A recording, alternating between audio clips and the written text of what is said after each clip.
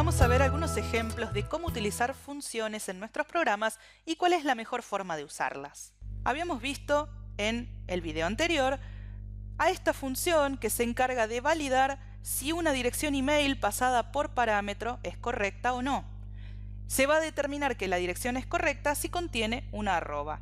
Y si no la contiene, entonces se va a indicar como dirección incorrecta o inválida. Para esto vamos a buscar si la arroba aparece dentro de la dirección y en ese caso nuestra función retornará true. Si la arroba no se encontró, el valor de esta variable no se cambió, con lo cual la instrucción return va a retornar false. Acá tenemos la llamada a la función. Es una parte del código, puede ser dentro del programa principal, en el ámbito global, o puede ser en otra función, que pide al usuario que ingrese un email, lo guarda en la variable dirección y luego invoca a esta función mediante su nombre, pasándole como argumento el valor que está contenido en la variable dirección.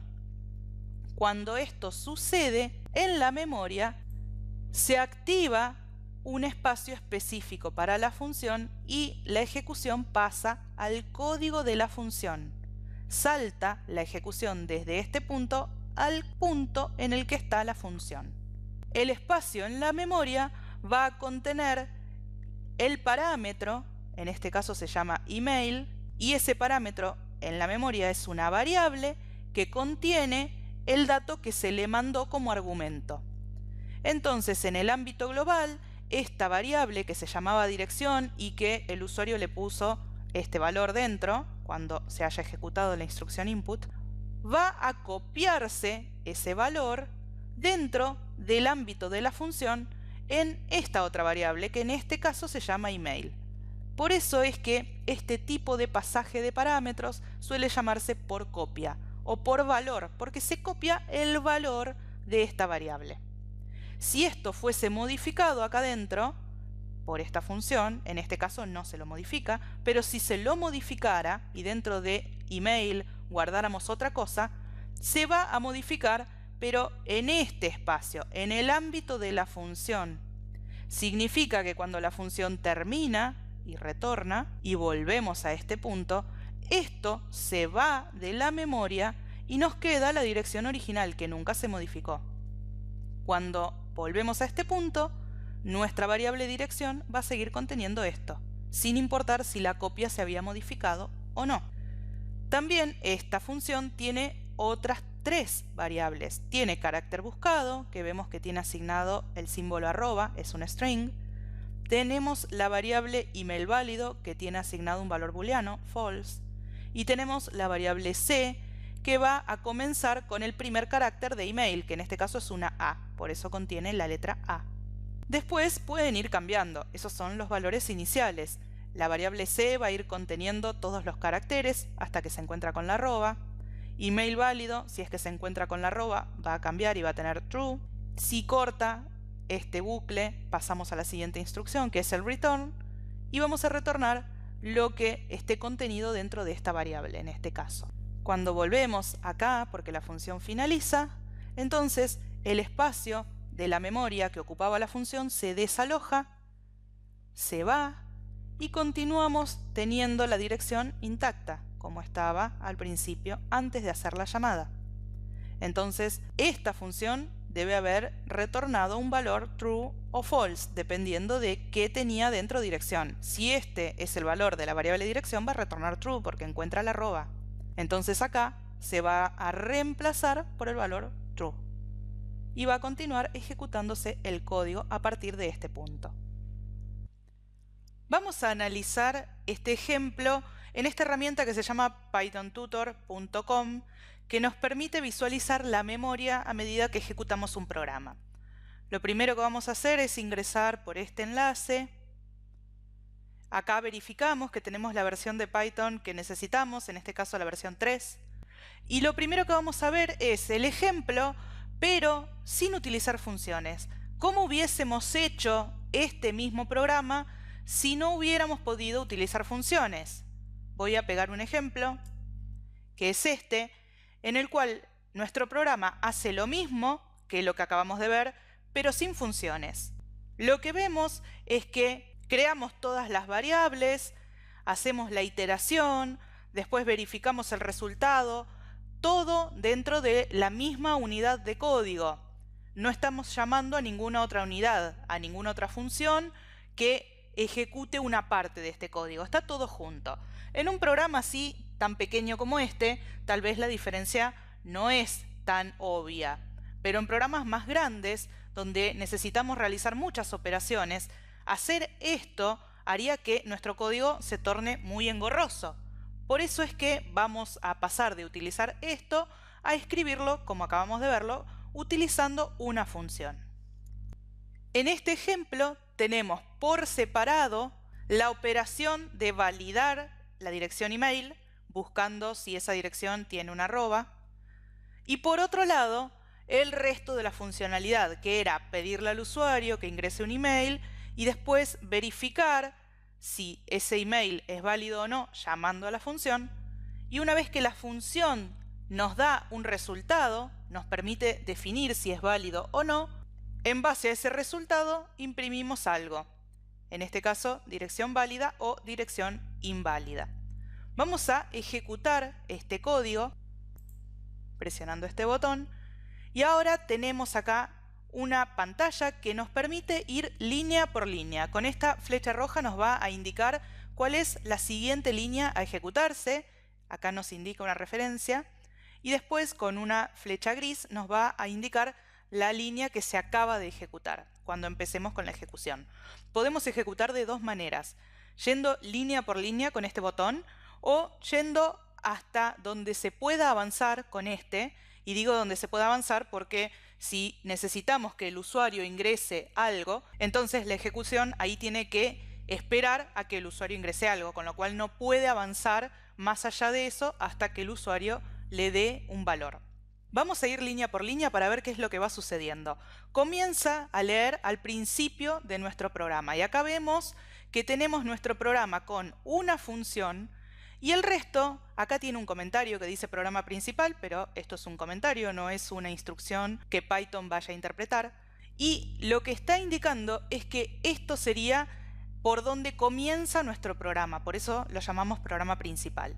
Es una parte de nuestro algoritmo que está en el ámbito global, no está dentro de ninguna función. Y ya hemos visto anteriormente que lo que está por fuera es todo ámbito global. Significa que esta variable, por ejemplo, sería accesible desde adentro de cualquier otra función. Si empezamos a ejecutar, vemos que reconoció que hay una función que se llama validar y que recibe un parámetro, y ahora empieza a ejecutar nuestro programa desde acá, desde la primera línea del programa, que es la que está por fuera de la función. Lo primero que hace es pedir al usuario que ingrese algo. Dice tu email, y acá abajo es donde nos va a permitir ingresar algo. Por ejemplo, una vez que escribimos, presionamos Submit y vamos a ver que acá nos va a ir mostrando lo que se va a ver en el programa si lo ejecutáramos en una consola. Acá abajo podemos observar el ámbito global, que lo llama acá en este caso Global Frame, pero es el ámbito global. En ese ámbito global tenemos, por un lado, la función, que en realidad cuando se active va a tener su propio ámbito, y tenemos la variable dirección. Ahora, acabamos de ejecutar esta línea, la del input, y guardar dentro de la variable dirección, y después vamos a llamar a la función.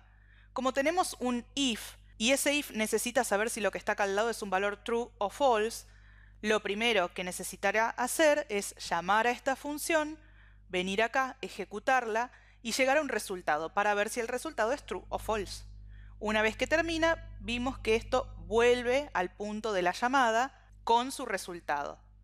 Obtenido el resultado, este if va a evaluar si lo que está acá es true, ejecutará esta línea, y si es false, saltará al else para ejecutar esta otra línea. Vamos a ejecutar línea por línea y vamos a ver que lo que hace ahora es llamar a la función. Como se llamó a la función, se generó un nuevo ámbito fuera del ámbito global. Este ámbito es el de la función validar. Y esta función validar tiene, al menos hasta ahora, una variable que se llama email, que es su parámetro, y el valor que tiene es el valor que se le envió en la llamada como argumento. La variable dirección, que está en el ámbito global, que tiene este string adentro, se utilizó como argumento en la llamada a la función. Por eso, el valor de esta variable se copia en este parámetro. Es por esto que este tipo de pasaje de parámetros suele llamarse por copia o también por valor. Si continuamos ejecutando, vemos que ahora va a detectar que hay otra variable, así que le va a dar en el ámbito de la función dentro de la memoria otro espacio y va a guardar su valor. Ahora encuentra otra más. Y ahora tenemos la variable iteradora, también otra más, que toma como primer valor el primero de esta secuencia, que es un string, que es el que se está utilizando como secuencia de la iteración. Entonces, como mi string empezaba con la letra A, en la variable C se guardó la letra A. Y ahora va a hacer esta comparación. Va a ver si C es igual a carácter buscado. Como esto le va a dar falso, porque no son iguales, va a saltear estas dos partes y va a volver a la iteración. Veamos. Vemos que acaba entonces de ejecutar esto, le dio falso, no ejecutó esto de acá abajo y volvió al principio. Pero ahora, cuando ejecutemos una línea más, la C va a tener la N y nuevamente va a comparar. Ahora va a tener la A, está en este carácter, le va a dar falso de nuevo y finalmente va a tener la arroba y ahora sí le va a dar verdadero. Por eso ingresa acá dentro del if y lo que hace es poner en true el valor de email válido. Y finalmente cortar el bucle para que no continúe evaluando el resto, porque ya no nos interesa.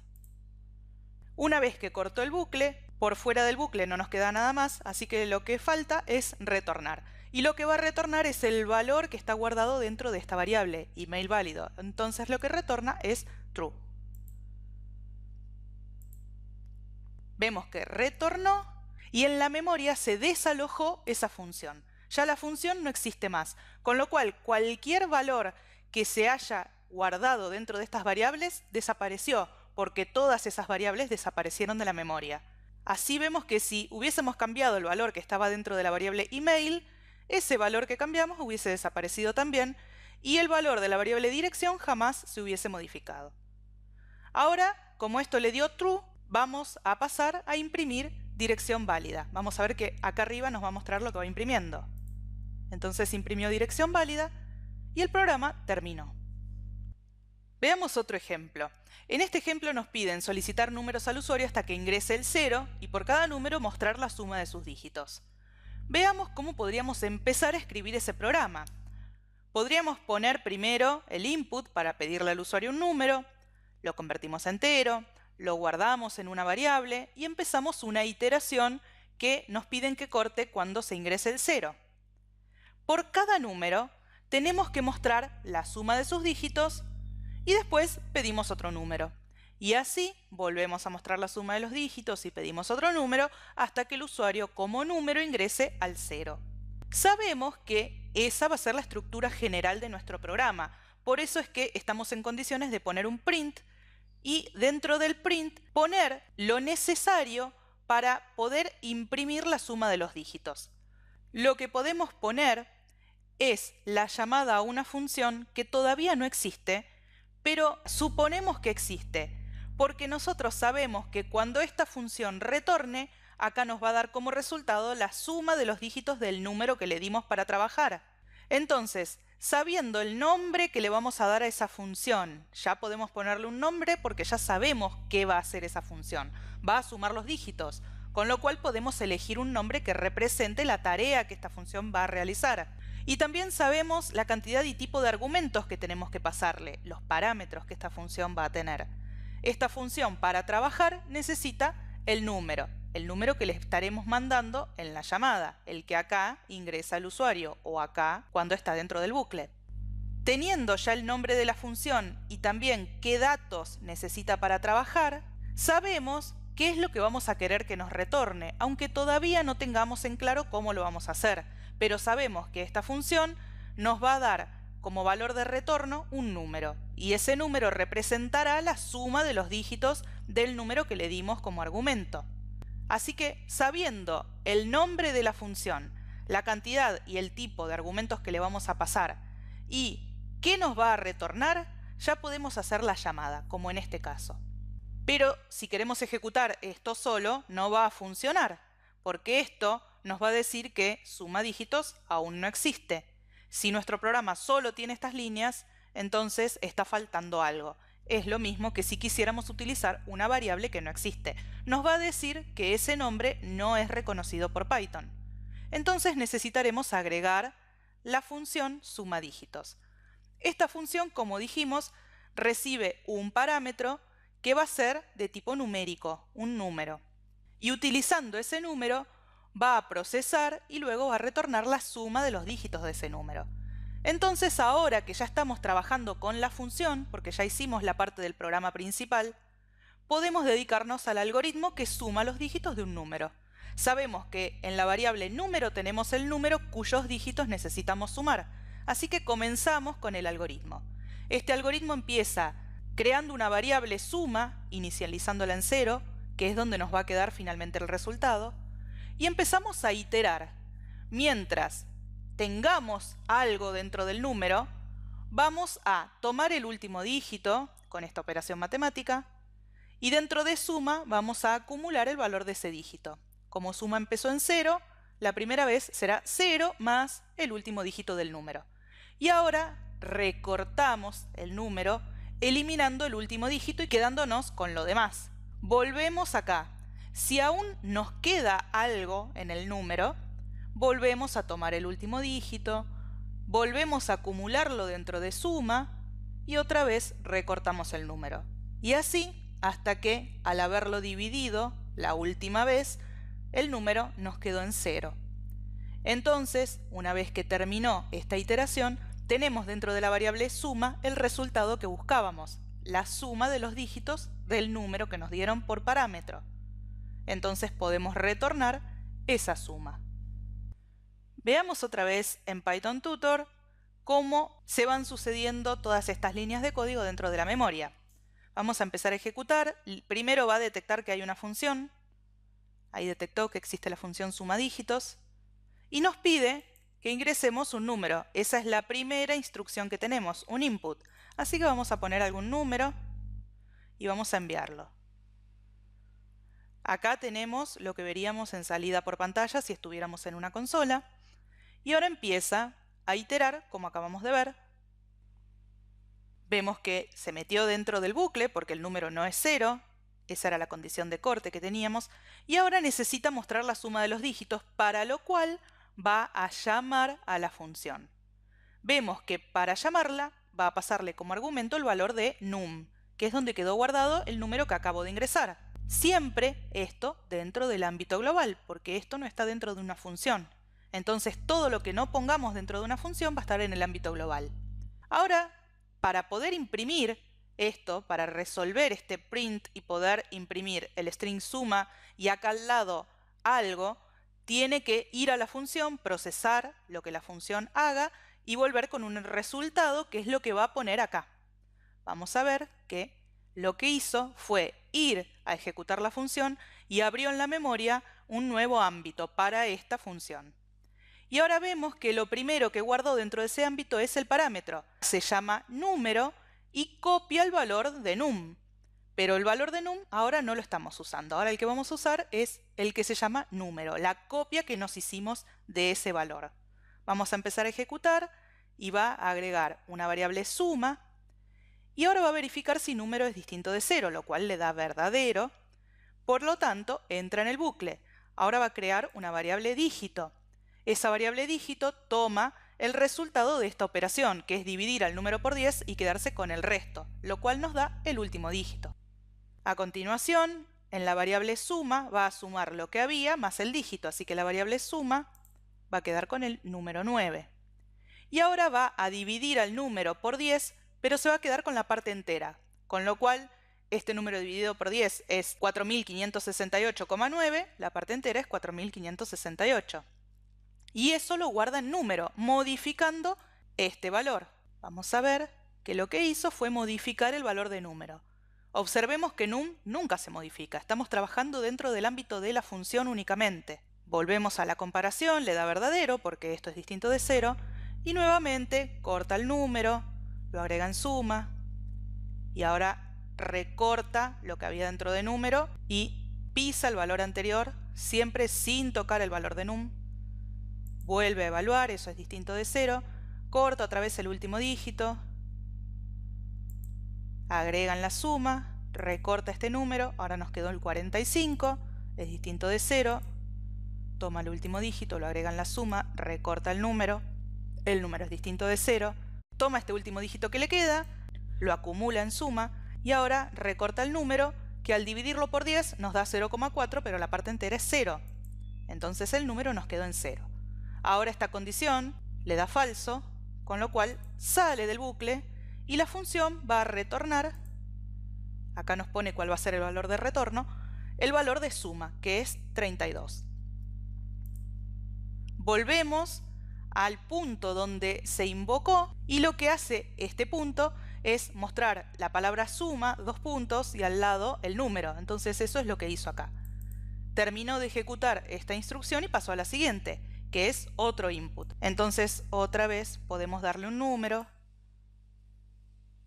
Nuevamente viene acá, compara para saber si es distinto de 0 y otra vez va a llamar a la función, pero esta vez num va a ser este otro número.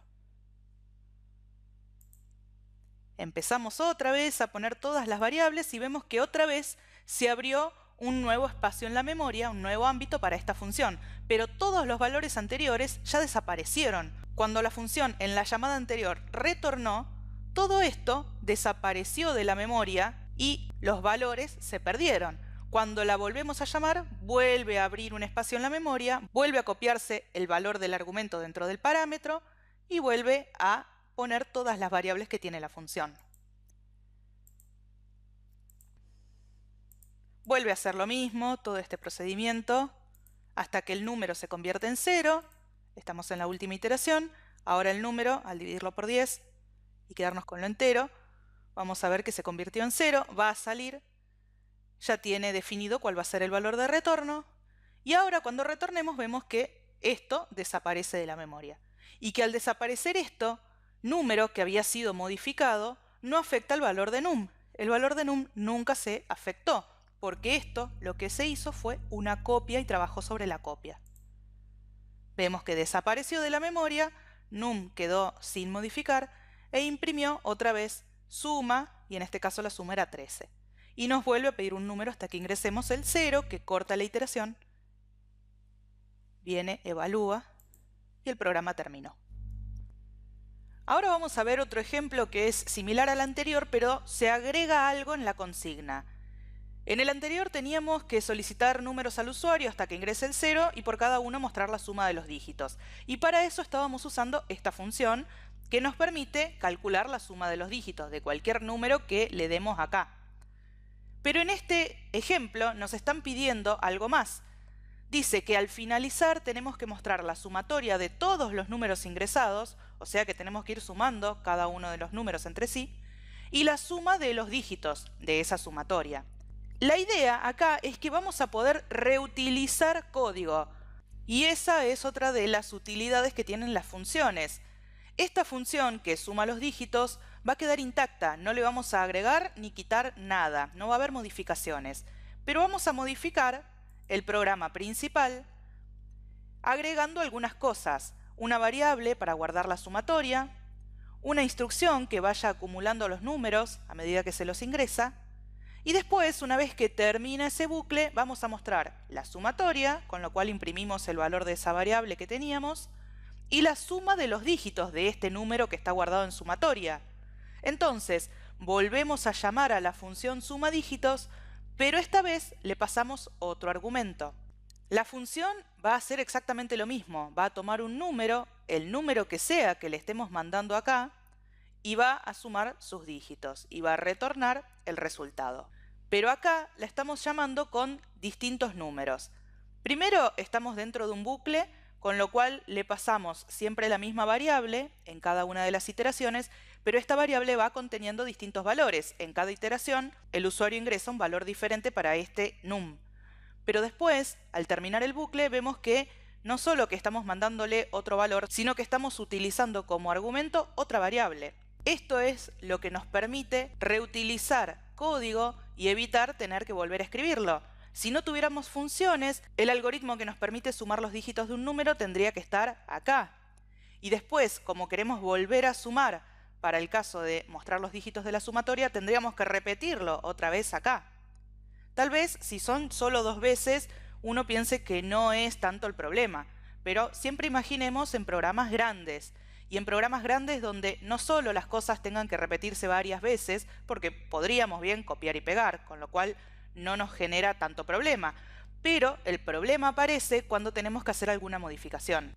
Supongamos, en este programa pequeño que tenemos acá, que la modificación a hacer es que ahora los números no van a ser enteros sino flotantes, con lo cual el algoritmo para sumar los dígitos no puede ser este, va a tener que tener algunas modificaciones.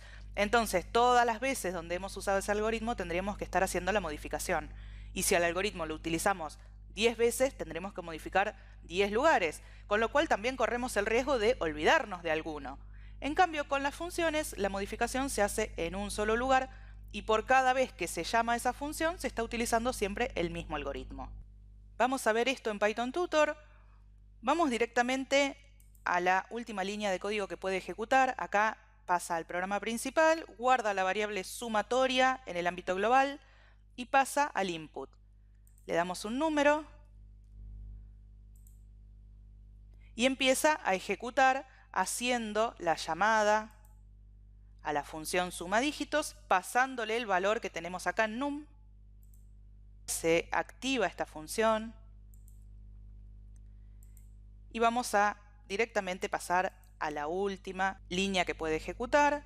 Vemos que en sumatoria sumó el 0 que había con el número que le ingresamos. Vamos a darle otro número. Nuevamente va a comparar, va a llamar a la función, vamos a saltear toda la ejecución de la función y vemos que otra vez nos pide un número. Si ahora le ponemos el 0, esto debería cortar el bucle. Vemos que saltea el cuerpo del bucle y viene a este print. Lo primero que voy a imprimir es el valor que está en sumatoria, que está guardando la suma de los dos números que ingresé. Entonces el print nos imprime sumatoria. Acá arriba podemos ver qué es lo que está imprimiendo en pantalla. Y a continuación va a tener que imprimir la palabra dígitos, pero otra vez tiene que llamar a la función suma dígitos. Y vemos que otra vez se activa la función en memoria, el parámetro se sigue llamando número, nada de esto cambia, pero el valor que tiene adentro ahora es el valor que está guardado en la variable sumatoria. Se copió el valor de la variable sumatoria y no de la variable num, porque sumatoria fue el argumento que le enviamos. Así que esta función va a hacer lo que ya sabemos que hace, suma los dígitos de ese número, vamos a saltearlo, y va a venir al final, va a obtener el resultado, la suma de estos dígitos, 7 más 1 más 0 es 8, entonces imprime dígitos 8. Algo que podemos hacer cuando estamos aprendiendo a trabajar con funciones es separar las funciones en un archivo aparte. Esto nos va a ayudar a acostumbrarnos a trabajar de manera correcta, a pasar de forma correcta los parámetros necesarios. Y es importante porque si acá no pasamos correctamente los parámetros, supongamos que a número no se lo pasamos, y que nuestra variable, supongamos que se llama también número, igual que la variable que teníamos dentro de la función. En ese caso, vamos a tener un problema, y el problema es que como la variable número está en el ámbito global, puede leerse desde adentro de cualquier función, con lo cual esto no tendría ningún error en su ejecución. Pero no es lo correcto, ya que debemos pasar parámetros para que la unidad llamadora, ya sea el ámbito global u otra función, se comunique con la función correctamente. Y esto puede generar confusiones cuando estamos aprendiendo a trabajar con parámetros. Entonces, vamos a dejar todo como estaba, sin modificación, y vamos a tomar el código de la función completa como está, lo vamos a sacar de acá, y vamos a ponerlo dentro de otro archivo. En este caso yo lo llamé funciones, pero le podemos poner el nombre que nosotros queramos. Si tuviéramos más de una función, la escribiríamos acá mismo y ponemos las demás funciones y después guardamos este archivo, siempre con extensión .py. Y este archivo debe estar en la misma carpeta que el archivo de nuestro programa. Y en nuestro programa lo que tenemos que agregar es from, y ahora el nombre del archivo, en mi caso se llama funciones, import, y le ponemos un asterisco que le dice importa o trae a este programa todas las funciones que están dentro de este archivo. De esta manera, si yo no paso correctamente los parámetros, me va a dar un error y eso me va a ayudar cuando estoy practicando o aprendiendo a utilizar funciones por primera vez a evitar este tipo de errores y a detectarlos. Ahora volvamos a este ejemplo que ya hemos visto anteriormente en otro video, en el cual teníamos una consigna que nos pedía determinadas cosas. Decía solicitar al usuario el ingreso de números primos, la lectura finalizará cuando ingrese un número que no sea primo, y por cada número tenemos que mostrar la suma de sus dígitos, también solicitar al usuario un dígito e informar la cantidad de veces que aparece en el número, y al finalizar el programa mostrar el factorial del mayor número ingresado. Habíamos puesto un pseudocódigo que empezaba por leer un número, mientras el número fuera primo mostrábamos la suma de los dígitos de ese número, leíamos un dígito y mostrábamos la frecuencia de ese dígito en el número. Si el número era mayor que el mayor que teníamos hasta el momento, nos guardábamos ese número dentro de mayor y volvíamos a leer otro número. Y así hasta que el usuario nos ingrese un número que no fuera primo. Cuando termina la iteración vamos a mostrar el factorial del mayor número ingresado. Por eso, una vez que diseñamos el algoritmo general del programa, esto nos deja más en claro qué funciones vamos a necesitar, qué parámetros va a recibir cada una y qué valor retornarán. Esto pasado a código Python sería algo así. Empezamos almacenando el número 0 en la variable mayor y vamos a ver que estamos haciendo todo lo mismo que estaba recién escrito en pseudocódigo, pero que en este caso está pasado a código Python. Le pedimos al usuario un número, le indicamos que debe ser primo, lo convertimos a entero, mientras el número sea primo, y acá ponemos una llamada a una función que nos va a decir si este número que le estamos dando como argumento es primo o no. Es una función que retorna true o false. Después vamos a imprimir la suma de los dígitos de ese número, le vamos a pedir un dígito al usuario y vamos a decir que ese dígito aparece una determinada cantidad de veces en el número, también utilizando una función a la cual le pasamos el número y el dígito.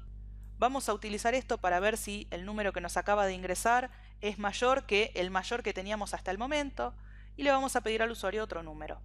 Cuando el usuario ingrese un número que no sea primo, cuando esta función sea llamada y retorne false, vamos a saltar a esta parte en la cual vamos a imprimir el factorial del mayor número ingresado que nos había quedado guardado en la variable mayor, y para eso llamamos a otra función que calcula el factorial de un número.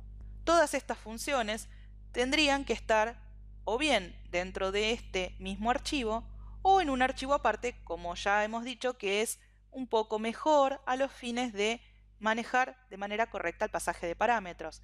Entonces, si ponemos todas las funciones en otro archivo que se llama funciones, hacemos la importación utilizando esta línea y tenemos en otro archivo aparte todas las funciones. La función primo, que retorna true o false, la función de frecuencia, que está utilizada acá cuando decimos cuántas veces aparece el dígito en el número, la función de factorial, que está utilizada acá al final cuando se sale del bucle, y la de suma dígitos, que está utilizada acá al principio del bucle. Y vemos que para nada tenemos que mantener un cierto orden en las funciones. Puede estar cualquiera en cualquier parte. Podría tomar esta y ponerla al final. Eso no va a cambiar absolutamente nada, porque cada vez que se invoque alguna función se va a venir a buscarla dentro de este archivo y se va a cargar en la memoria. Así que si ahora trato de ejecutar este archivo, vemos que comienza con la ejecución del programa pidiéndome un número primo. Voy a poner un número primo cualquiera, por ejemplo el 11. Me dice que la suma de sus dígitos es 2 y me pide ahora un dígito para ver cuántas veces aparece en el número. Si le pongo un dígito que no está en el número, me va a decir que ese dígito aparece 0 veces y me vuelve a pedir otro número primo. Por ejemplo, pongamos el 31. La suma de sus dígitos es 4. Si le pido ver cuántas veces está el número 3, me va a decir que el 3 aparece una vez y me vuelve a pedir otro número primo. Ahora puedo poner, por ejemplo, el 89. La suma de sus dígitos es 17. Si quiero ver cuántas veces está el 1, me va a decir que aparece 0 veces, porque el número 89 no tiene 1. Y otra vez me pide un número primo. Y así voy a poder poner números primos hasta que en algún momento yo le ponga un número que no sea primo. Por ejemplo, voy a poner el 4, y me dice que el factorial de 97 es todo este número, es un número muy grande, y tomó el 97 porque fue el mayor de todos los números que yo ingresé.